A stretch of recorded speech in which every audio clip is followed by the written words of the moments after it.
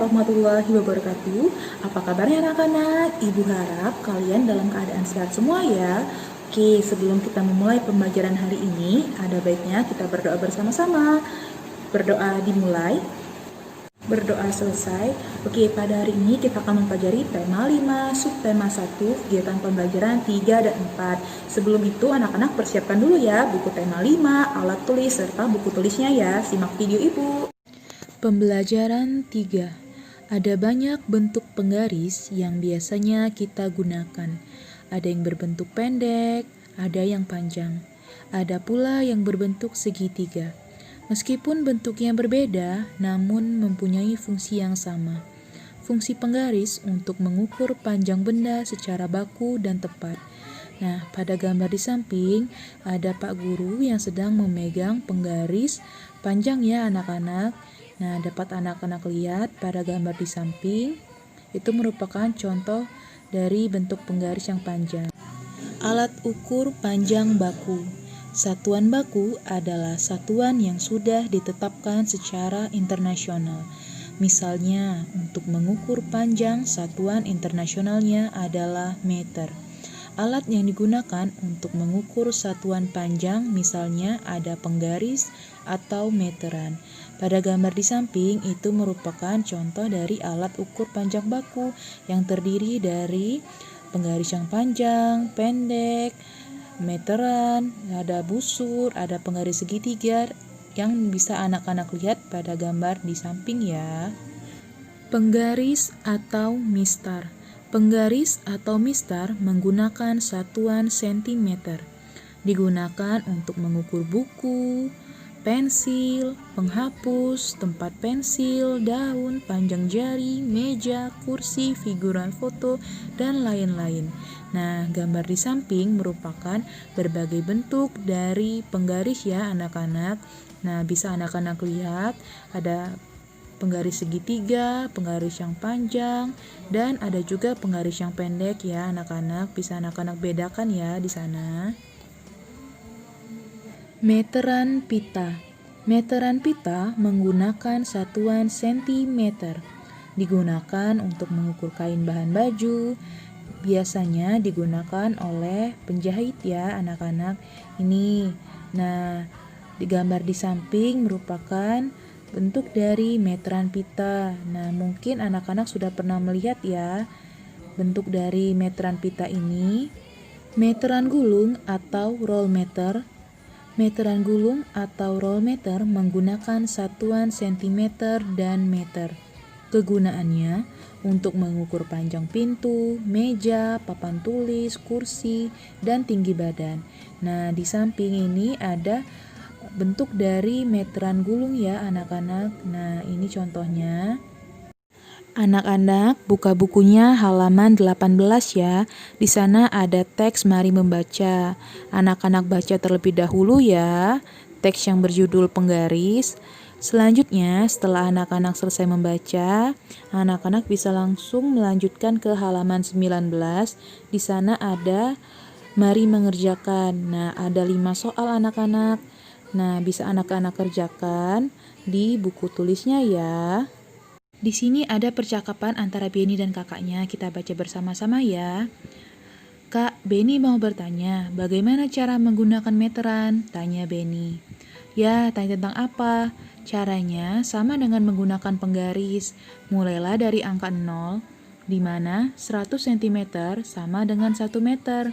Meter biasanya ditulis M saja. Nah, anak-anak perlu ketahui kalau ada penggaris yang tulisannya cm itu berarti cm ya. Dan kalau ada roll meter yang tulisannya M itu berarti meter. Nah, 100 cm di sini sama dengan 1 meter. Oh, setiap penggaris pada meteran sama dengan di penggaris. Ya, benar. Garis itu yang digunakan mengukur panjang benda. Coba perhatikan, 1 meter sama dengan 100 cm. Jadi, kalau anak-anak mengukur suatu benda yang panjangnya ada yang 1 meter dan ada yang 100 cm, itu sebenarnya sama saja anak-anak. Jadi, 1 meter itu sama dengan 100 cm. Mengapa sama? Karena kalau 1 meter diubah menjadi sentimeter itu sama dengan 100 cm anak-anak. Sebelum itu, anak-anak harus tahu dulu tanggal satuan panjang, yaitu mulai dari atas, kilometer, hektameter, dekameter, meter, desimeter, sentimeter, dan milimeter. Nah, kita di sini akan memfokuskan yaitu meter dan sentimeter dulu ya anak-anak. Jika tangganya turun, maka dikali 10. Jika tangganya naik, maka dibagi 10. 1 meter sama dengan 100 cm. Lalu bagaimana caranya? Perhatikan contoh berikut. Ibu mempunyai sebuah tongkat yang panjangnya 3 meter. 3 meter kalau diukur menjadi sentimeter, sentimeter itu ukurannya lebih kecil daripada meter anak-anak. Bagaimana ya mengubahnya? Ada dua cara anak-anak. Cara yang pertama, kita menggunakan perkalian. Nah, 3 meter kita tulis angka 3-nya di sini. Nah, meter ke sentimeter tadi, 1 meter itu ialah 100 cm. Maka kita tulis 3 dikali 100 cm. Nah, berapa 3 dikali 100? Bisa saja anak-anak 3 dikali 1 ditambah nolnya 2 sama dengan 300 cm. Ini cara yang pertama. Yang kedua itu dengan penjumlahan. Bagaimana caranya? 3 meter sama dengan 1 meter sama dengan 100 cm. Kalau 3 meter berarti bisa kita tuliskan begini. 100-nya ini ada 3 karena di sini 3 meter. Berarti 100 ditambah 100 ditambah 100. Berapa hasilnya? 300 cm. Jadi jawabannya sama. Tergantung anak-anak mana yang paling kalian pahami, perkalian atau menggunakan penjumlahan. Kita lanjutkan ke contoh berikutnya ya. 4 meter. Contohnya misal ada lantai rumah kalian panjangnya 4 meter. Kalau diubah menjadi sentimeter, ada berapa sentimeter ya? Cara pertama kita menggunakan perkalian. Bagaimana tadi caranya? 4 meter dikali 100 cm, yaitu hasilnya 4 dikali 100 sama dengan 400 cm. Cara kedua dengan penjumlahan, yaitu 100-nya tadi sebanyak berapa anak-anak? Karena di sini 4 meter, maka kita tuliskan sebanyak 4 kali 100 ditambah 100 ditambah 100 dan ditambah 100 sama dengan berapa anak-anak? Jumlahnya kita jumlahkan bersama yaitu 400 cm. Jawabannya sama ya, jadi 4 meter sama dengan 400 cm. Lalu bagaimana kalau sekarang kebalikannya? Nah, kalau kebalikannya 100 cm sama dengan 1 meter. Sekarang kalau kebalikannya kita membaginya ya anak-anak. Contoh misalnya di sini ibu mempunyai sebuah tongkat yang panjangnya itu adalah 300 cm. Diubah menjadi meter. Itu bagaimana caranya? Kita bagi bersama-sama ya. Caranya 300 cm dibagi 100 cm. Jadi karena 100 cm itu sama dengan 1 meter atau 1 meter itu sama dengan 100 cm, karena kebalikannya kita bagi 300 dibagi 100. Pembagian dengan angka 0 mudah dengan mencoret saja angka nolnya anak-anak. Di sini punya 1 nolnya kita coret 1. Di sini juga coret 1 karena di sini masih ada angka nolnya kita coret juga. Di sini juga ya. Ketemulah 3 dibagi 1. Berapa 3 dibagi 1? Ingat kembali ya angka berapapun jika dibagi 1 hasilnya adalah angka itu sendiri. Berarti 3 dibagi 1 itu sama dengan berapa anak-anak? 3 meter. Benar. Contoh berikutnya, di sini 400 cm berapa meter? Maka langsung dibagi saja, 400 dibagi 100, sama-sama punya angka 0, kita coret saja supaya mempermudah pembagiannya ya. Kita coret satu persatu sampai nolnya sama-sama habis, ketemulah 4 dibagi 1 sama dengan 4 meter. Ya, jadi 400 cm sama dengan 4 meter ya anak-anak. Pembelajaran 4. Salah satu pelajaran yang menarik adalah membuat puisi. Puisi dapat dijadikan sebagai sarana ekspresi diri. Setiap orang dapat mengekspresikan dirinya melalui puisi. Puisi juga dapat dibacakan di depan umum untuk dinikmati keindahannya. Apakah kamu pernah membuat puisi? Apakah kamu juga pernah membacakan puisi di depan kelasmu? Bagaimana perasaanmu ketika sedang membacakan puisi di depan umum? Nah, seperti yang kita lihat gambar di samping itu salah seorang siswa sedang membacakan puisi di depan kelas dengan keberaniannya. Nah, itu patut dicontoh ya anak-anak. Nah, pada halaman 26 di sana ada teks mari membaca, belajar membuat puisi. Kita baca bersama-sama ya anak-anak. Belajar membuat puisi. Hari ini Anton dan teman-temannya belajar membuat puisi dengan tema alam. Pertama-tama, ibu guru mencontohkan cara membuat puisi. Ibu guru menuliskan beberapa kata pilihan di papan tulis. Ibu guru memilih kata-kata yang berhubungan dengan alam. Kemudian menyusunnya menjadi puisi. Ibu guru juga menjelaskan cara membaca puisi yang baik dan benar. Para siswa kemudian diminta untuk membuat puisi sendiri. Secara bergantian, siswa membacakan puisi di depan kelas. Siswa membacakan puisinya dengan suara lantang dan percaya diri. Nah, setelah kita baca bersama-sama, kita lihat di halaman 27. Di halaman 27 kita jawab bersama-sama ya. Nomor 1, apa yang diajarkan oleh ibu guru kepada para siswa?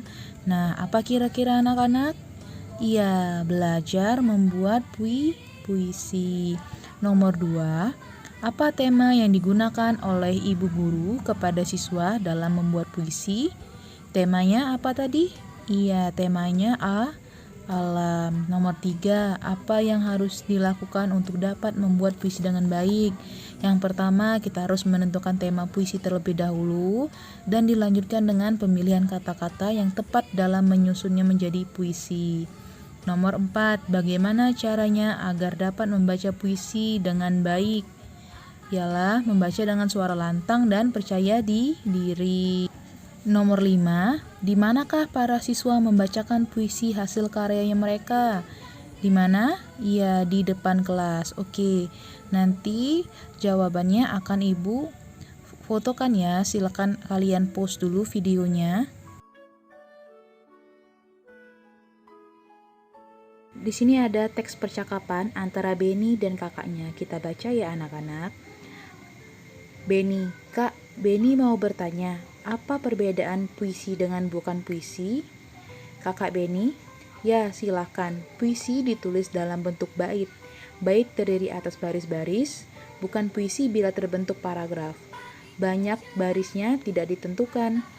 Pilihan kata dalam puisi kias, padat, dan indah. Nah, dari percakapan Beni dan kakaknya tadi, di sini ibu akan menjelaskan lebih rinci tentang puisi. Disimak ya. Puisi adalah sebuah karya sastra bahasa Indonesia yang kata-katanya indah, padat, dan kias. Ciri-ciri puisi yang pertama, menggunakan bahasa yang indah, kias, dan padat. Yang kedua, ditulis dalam bait-bait. Yang ketiga, satu bait terdiri dari 4 baris. Cara membaca puisi berbeda dengan membaca kalimat biasa ya anak-anak. Ada 3 hal yang perlu kita perhatikan saat membaca puisi, yaitu artikulasi, intonasi, dan ekspresi. Baiklah, di sini kita akan bahas satu persatu ya. Artikulasi, saat membaca puisi, setiap kata yang diucapkan harus jelas dan tidak terburu-buru atau pengucapan kata jelas ya anak-anak. Jadi pada artikulasi ini sangat penting dalam kita membaca puisi.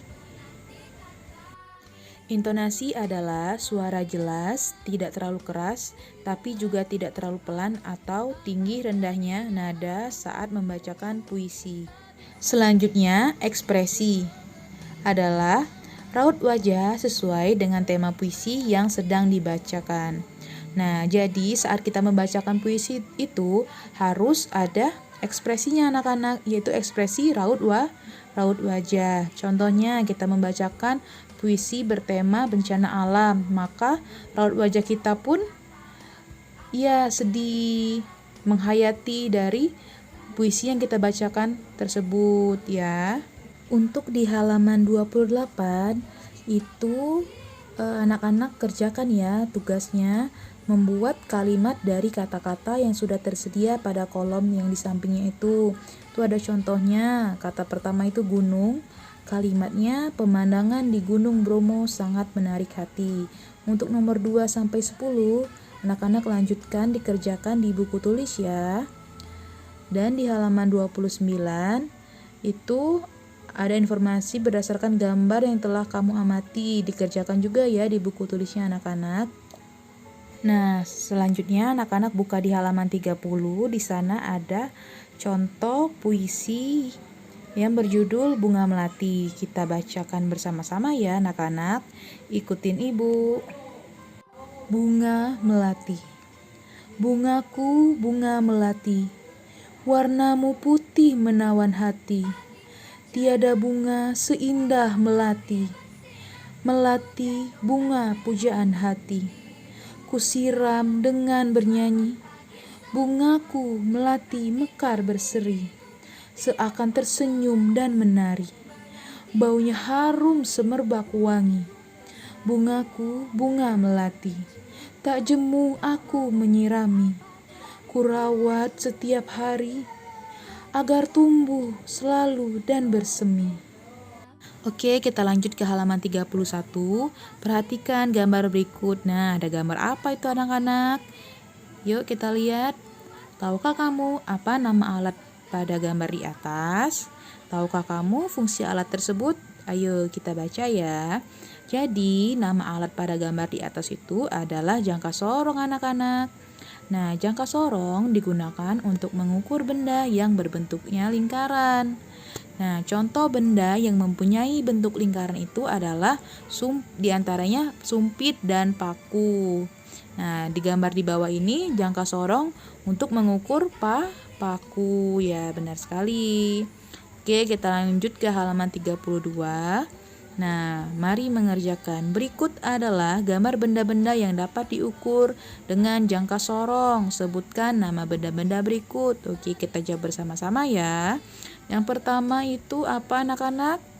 Ada di rumah kalian ya. Ini biasanya itu dipakai untuk makan apa? Biasanya makan mie ya. Apa biasanya namanya? Apa namanya? Iya, sumpit. Oke. Di sebelah sumpit itu ada apa?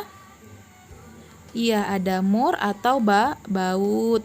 Terus di bawah sumpit ialah paku. Di samping paku kabel, benar. Di samping kabel ya pensil. Oke, good job anak-anak semua. Nah, untuk yang belum jelas silakan dicatat ya, di-post dulu videonya anak-anak. Oke, dari video yang sudah Ibu berikan tadi, Ibu harap anak-anak semua bisa mengerti, memahami, serta mengerjakan tugas-tugasnya dengan baik dan benar ya. Dan jangan lupa kumpulkan tugasnya secara tepat waktu. Tetap jaga kesehatan dan jangan lupa semangat terus belajarnya walaupun belajarnya dari rumah ya. Oke, Ibu akhir dulu pembelajaran kita pada hari ini. Wassalamualaikum warahmatullahi wabarakatuh. Sampai ketemu lagi.